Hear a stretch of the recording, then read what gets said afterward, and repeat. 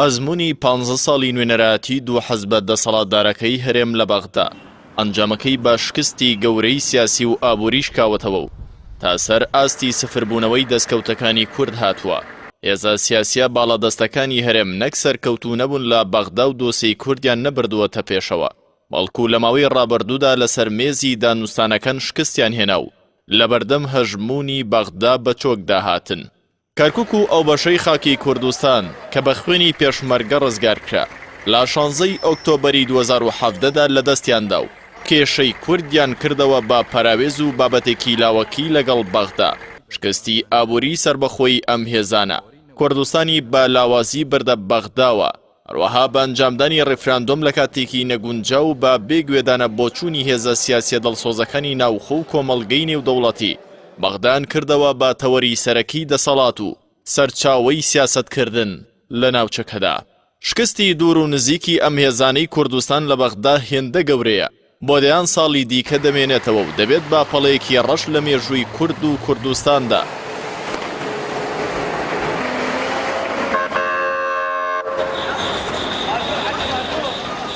کۆمەڵی ئیسلامی لە دوای ساڵی 2005ەوە کات چانسی چوونە بەغدای وەک بەشێک لە نوێنەرایەتی کوردستان بەدەستهێنا، یەکێک بوو لەو هێزە سیاسیانەی کە نەک سازشی لەسەر بچووکترین مافی کورد نەکردووە، بەڵکو بە دەنگێکی دلێرەوە خواست و خەونەکانی کوردی بردووەتە ناو هۆڵی پەرلەمان و سەرمێزی داکۆکیکردن لە گەل و نیشتیمان. لەم پێناوەشدا سەرکردەی زانا و دڵسۆزی وەکو شەید مامۆستا محەممەد سەنگاوی پەرلەمانتاری بەغدای بەخشیە دەستەبەرکردنی مافەت دەستوری و ڕەواکانی جەماوەری کوردستان، کا بەمەش کۆمەڵی ئیسلامی بووە خاوەنی یەکەمین شەهیدی خەواتی پەرلەمان و وەستانەوە لە بەردەم ستەمکاریەکانی بەغدادا. کۆمەڵی ئیسلامی کوردستان ئەگەرچی لە ئەزموونی نوێنەرانی عێراقدا تەنها چەند ئەندامێکی هەبووە،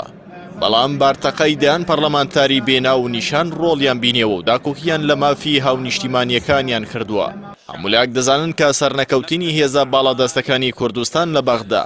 باهۆی هەوڵدانیان بۆ بەدەستێنانی ئیمتیازاتی حەزبی و کەسی بووە و هێندە هەوڵیان بۆ کورد وەکو نەتەوە و کوردستان وەکو قەوارەیەکی سربەخۆ نەبووە، بەڵام ئەندام پەرلەمانەکانی کۆمەڵ لە بەغدا شەڕی گەوریان لەسەر بودجە و موچەی هەرێمی کوردستان کردووە و بەردەوام لە خەمی ئەوەدا بوون چۆن ماف و شایستە داراییەکانیان پێشێل نەکرێت. نوێنەرانی کۆمەڵی ئیسلامی بۆ ناساندنی هێزی پێشمەرگە وەکو بەشێک لە سوپای عێراق و جێکردنەوەی لە یاسای بودجە و هاوتاکردنیان با سوپای عێراقی هەوڵێکی بێوێنەیان داوە، کەچی سەرکردەی هێزە باڵەدەستەکانی دیکە شەڕی فەوج و لیوا و هێزی شەخسیان کردووە، تەنانەت لە کاتێکدا کازانی ویانە میلیشەکانی حەشدی شەعبی هەڕەشان لە ڕەشەی داعش بۆ سەر ئەزموونی کوردستان کەمتر نییە. ئەنجومەنی نوێنەرانی عێراقدا دەنگیان بۆ داوە و لە بەیاساییکردنی ئەم هێزە میلیشایەدا بەشداریان کردووە. ماڵوێرانی لەوەدایە ئەوەی نوێنەرەکانی کۆمەڵ و بەشێک لە هاوڕێکانیان لە بەغدا و لە هۆڵی پەرلەمان و لە ڕێگەی پەیوەندیە سیاسیەکانیانەوە دەیان کرد.